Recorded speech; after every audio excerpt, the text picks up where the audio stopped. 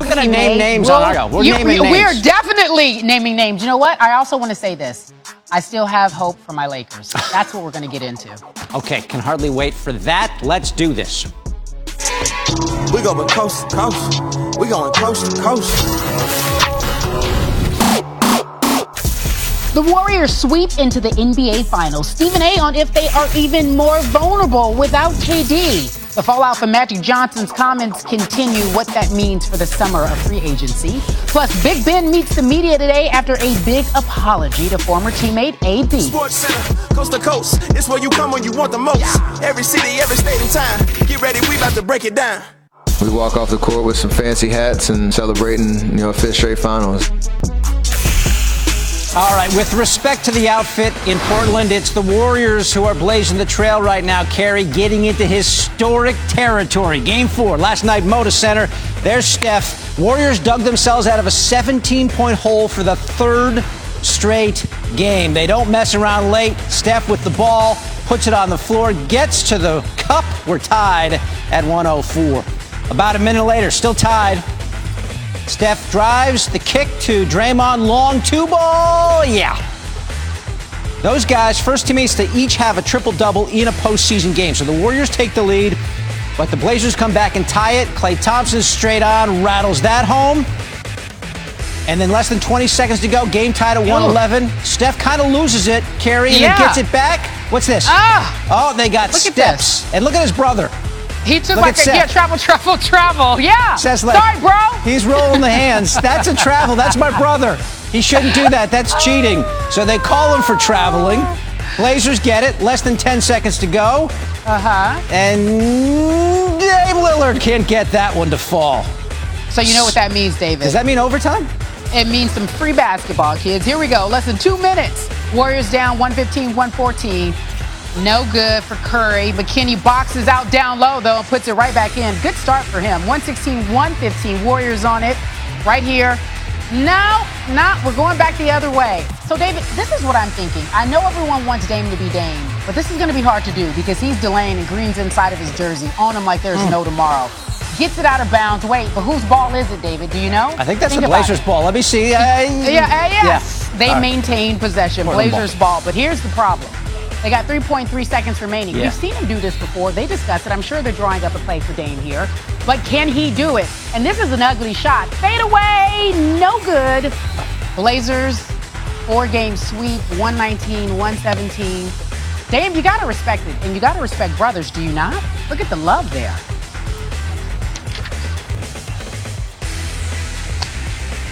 When it matters most, we have nights like tonight where we just find a way and take team's best shots and run with it. So proud of everybody that helped make this a reality to be back in the finals and 4 more wins and get back to celebrating.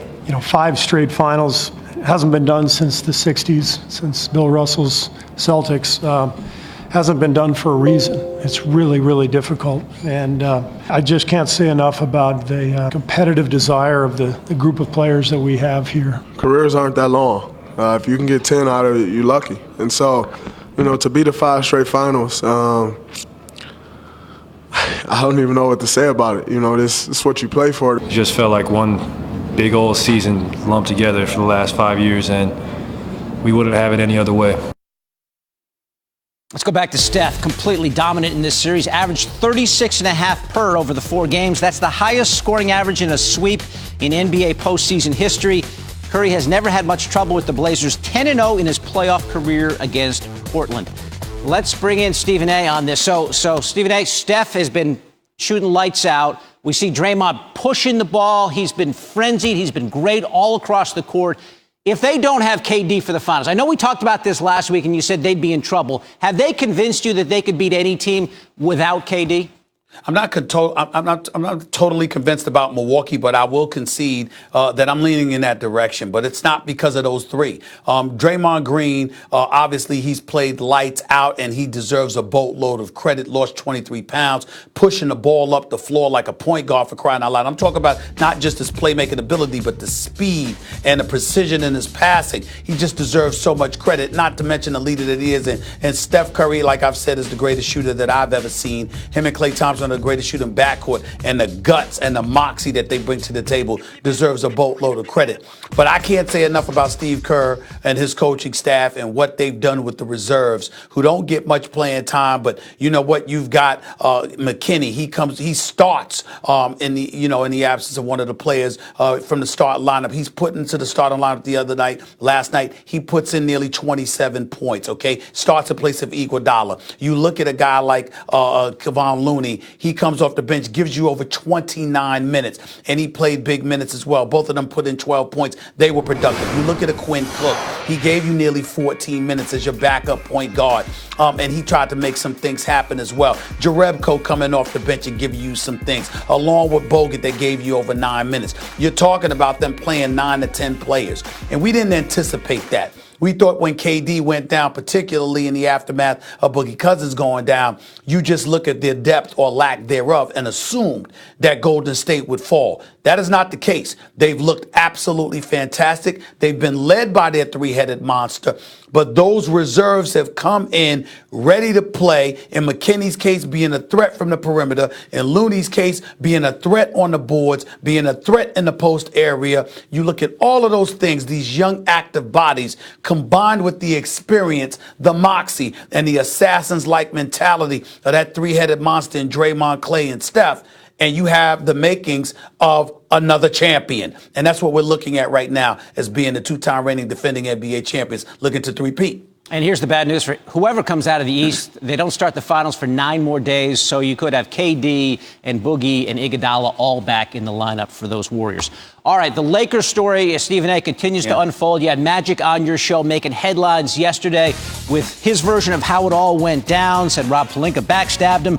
Well, Ramona Shelburne reporting that Jeannie Buss asked Magic several times if there was anything she should know about his resignation, but he revealed nothing beyond his previous comments until, as she found out, as we all did on your show, First Take, yesterday. What do you make of that situation? Well, what I make is that Magic Johnson feels betrayed. That's the reality of the situation, and that's why he felt the need to handle it the way that he could, that he did actually. Now, he was broached about that. He didn't care. He said, look, I'm going to be me, and I'm going to do things my way. And he was incredibly unapologetic about it. That clearly was not aimed in the direction of LeBron James, who he tells me he's going to make efforts to meet with surely because he realizes they need to have a conversation, although I spoke to LeBron's camp, and they said they have absolutely no problem with Magic Johnson. And their reason was simple. Magic Johnson and the Lakers have a relationship spanning over 40 years. There's no way in hell that LeBron James just arrived a year ago and he has any right to infiltrate the proceedings per se and to put his face into the mix in that regard. That's why he didn't have any comment when he was nearby at Frank Vogel's press conference. Having said all of that, whether it's Jeannie Buss having an agreement with him about what his role would be, and that being, going in a different direction rather. He spoke about Tim Harris, the COO, and business, trying to infiltrate basketball. You talked about Rob Pelinka. He felt stabbing him in the back. You talk about people disseminating a message that he wasn't at work, that he wasn't on the job. And his mentality was, to me personally, as well as on the air, that wasn't our agreement. Our agreement was you picked the staff. You wanted me to inherit Rob Pelinka and all of these other folks. You went about the business of saying we have everything in place. We need your expertise to really make final basketball related decisions,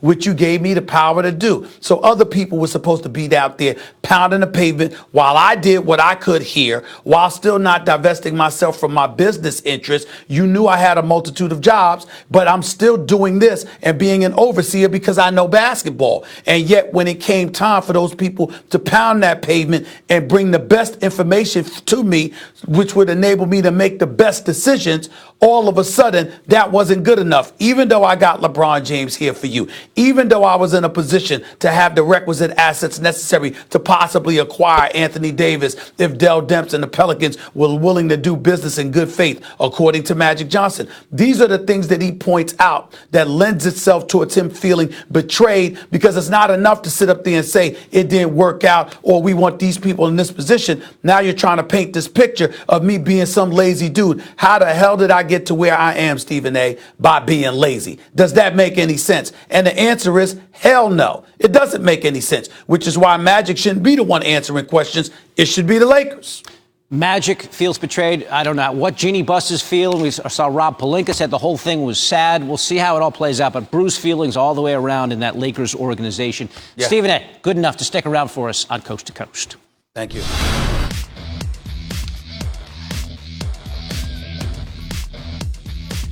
Magic's words affect free agency for the Lakers.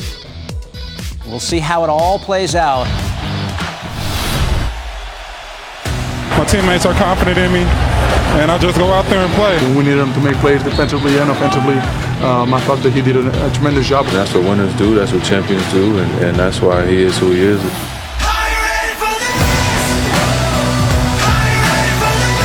We got to come back, focus in game 4. Nobody wants to go home. We want to keep striving and reach that goal.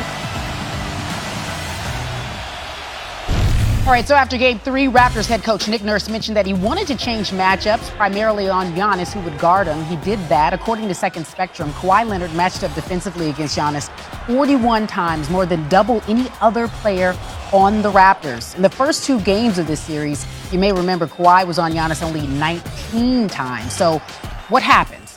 It basically shut him down in Game 3. When he was the primary defender, Kawhi held Giannis to 1 of 9 shooting. That's 11%. Can you even imagine that? That was his lowest field goal percentage against a single defender in the last 3 postseasons. So what do you think they're doing today? New on SportsCenter. Giannis is back in the gym. We got some shoot around here. He's probably working on it. What can I do to make sure I get my mojo back against that guy named Kawhi Leonard, who's one of the great defenders? So they're back at it. And then we had an opportunity to catch up with their head coach. What will you all do differently? Let's take a listen. Better on both ends of the court. I think defensively, some areas where we just got to be a little bit sharper, a little bit better. Offensively, same thing. You know, we just sometimes your execution isn't where it needs to be, where you want it to be. And you know, I think individually, collectively, I think we'll play better tonight, and certainly what we expect. All right, so we saw the game. They needed overtime, 2 of those, in fact, to get the better of Milwaukee in Game 3. But they might need to dig even deeper in Game 4. Is that 3 overtimes? I'm not for sure. But the Bucks have only lost consecutive games once this season, including the playoffs. Their .957 win percentage after a loss is currently the best by any team in NBA history. I think that means they're good, David. I'm not quite for sure. That seems like the assumption I would draw from that. Yeah, yes. Coming up, the Super Bowl MVP cashing in. Adam Schefter live with what Julian Edelman's extension could mean for Tom Brady. Plus, Tim Legler on the Warriors star who he says is playing maybe the best offensive basketball of his career, and it's not Steph Curry.